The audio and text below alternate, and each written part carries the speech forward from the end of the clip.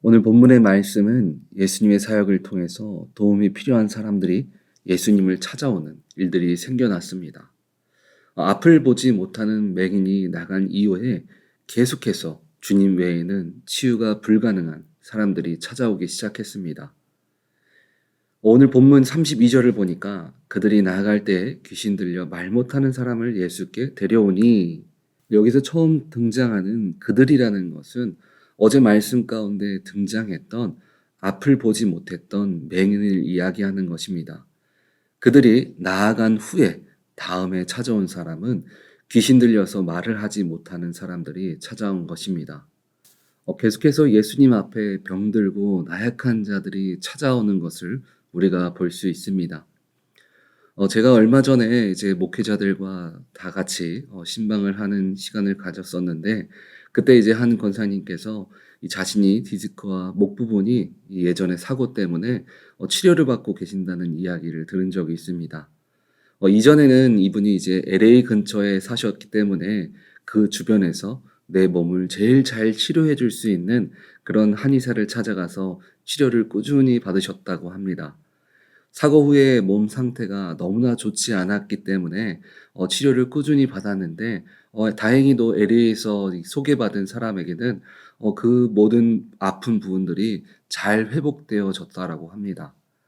그런데 최근에 이제 LA 근처에 사시다가 이제 오렌지 카운티로 이사 오시면서 LA까지 다니던 한의원이 멀어진 것입니다. 그래서 멀리 다닐 수가 없어서 이 근처에서 치료를 잘 하시는 분들을 추천받아서 치료를 몇 번 받으셨다라고 합니다. 그런데 치료를 받아도 이전처럼 회복이 잘 안 되셨다라고 합니다. 그래서 멀지만 어쩔 수 없이 그 먼 LA까지 계속해서 지금도 몇 번이고 다니시면서 치료를 받고 계신다는 이야기를 들었습니다. 오늘 예수님께서 모여든 사람들도 이와 같은 사람일 것입니다. 어제 말씀에 나왔던 12해 동안 혈우병을 앓은 여인도 사방팔방으로 그가 치유를 위해서 다니지 않은 것은 없었을 것입니다. 그리고 오늘 처음에 등장했던 맹인도 그와 마찬가지로 자신의 치유를 위해서, 앞을 보기 위해서 수많은 노력들을 행해 나아갔을 것입니다. 그리고 예수님의 소식을 듣고 나는 살아야겠다라는 마음으로 사람들은 그의 발걸음들을 예수님께로 옮겨 나아간 것을 우리가 추측해서 생각해 볼 수 있습니다. 새로운 환자들이 치료받고 회복되는 모습들을 볼 때마다 그 모습은 명불허전이었을 것입니다. 괜히 예수님의 소문이 먼 곳까지 퍼져서 사람들이 몰린 것이 아니었습니다. 그때 사람들이 그 모습을 보고 이렇게 말하기 시작한 것입니다. 오늘 본문 33절을 보면 귀신이 쫓겨나고 말 못한 사람들이 말하거늘 무리가 놀랍게 여겨 이르되 이스라엘 가운데 이런 일을 본 적이 없다 하되, 이스라엘 백성들과 그리고 오늘 등장하는 바리새인들은 구약이 끝나면서 이런 이적들을 본 적이 없었습니다. 바리새인들은 그 하는 예수님의 치유의 모습을 보면서 예수님께서 구약에 말씀하셨던 메시아라고 생각하고 믿는 사람도 있었을 것입니다.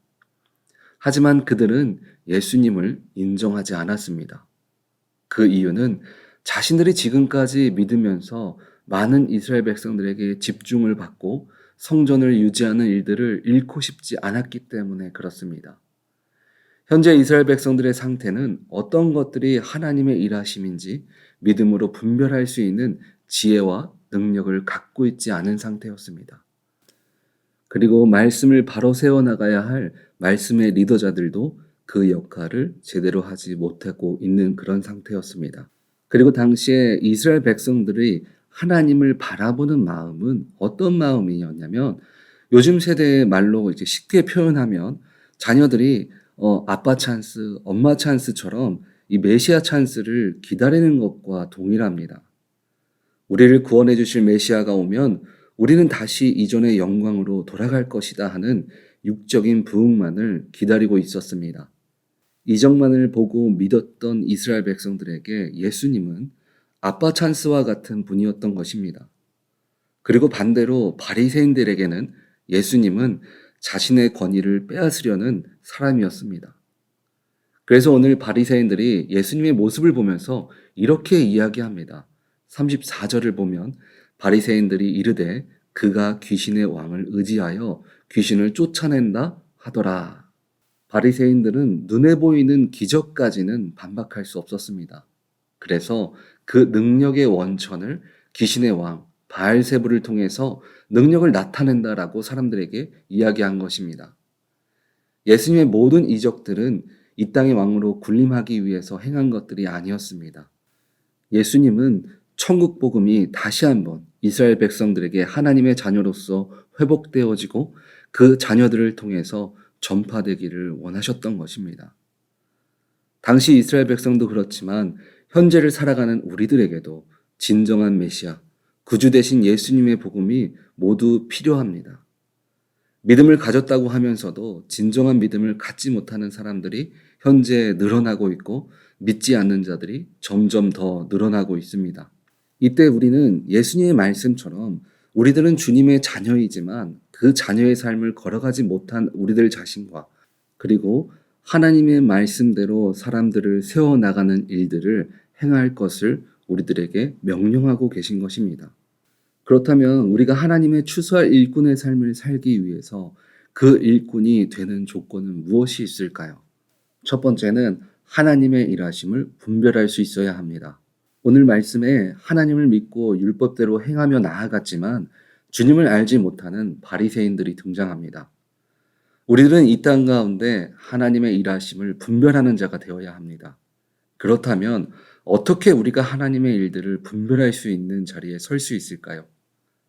바리새인들은 육적인 신앙의 모습만을 가졌습니다. 그래서 하나님의 일들을 직접 보고도 분별하지 못했다는 것을 말씀을 통해서 확인할 수 있습니다. 그렇다고 우리가 행함이 없는 신앙의 삶을 살아가야 하는 것은 아닙니다. 우리의 발걸음은 영과 육의 삶이 동일하게 하나가 되는 삶을 살아가야 합니다. 하나님의 뜻을 분별할 수 있도록 말씀의 지혜를 가져야 하고 하나님의 뜻을 우리의 생각과 기분에 따라서 구분해서는 안 됩니다.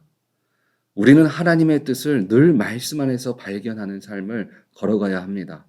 그리고 우리는 주님과 끊임없이 영적인 교제를 가져야 합니다. 우리는 주님의 일하심을 경험하는 삶을 걸어가야 합니다.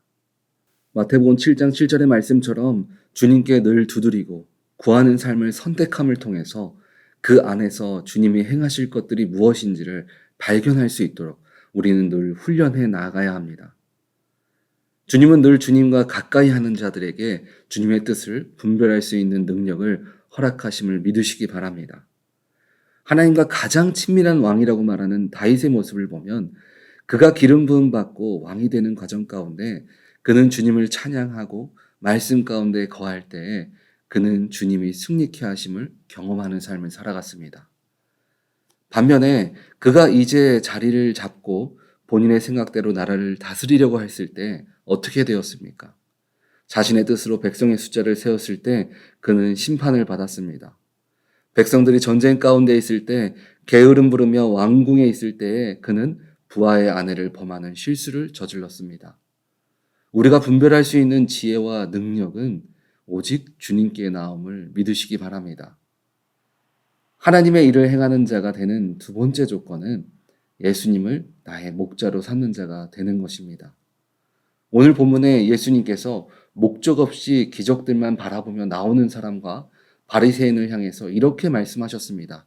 36절을 보면 무리를 보시고 불쌍히 여기시니 이는 그들이 목자 없는 양과 같이 고생하며 기진함이라. 실제 양의 특징을 보면 양은 시야가 좁기 때문에 위험을 피할 수 있는 능력이 없다라고 합니다. 눈앞의 양이 낭떠러지로 떨어져도 보면서 같이 따라가 떨어져 죽는 것이 바로 양이라고 합니다.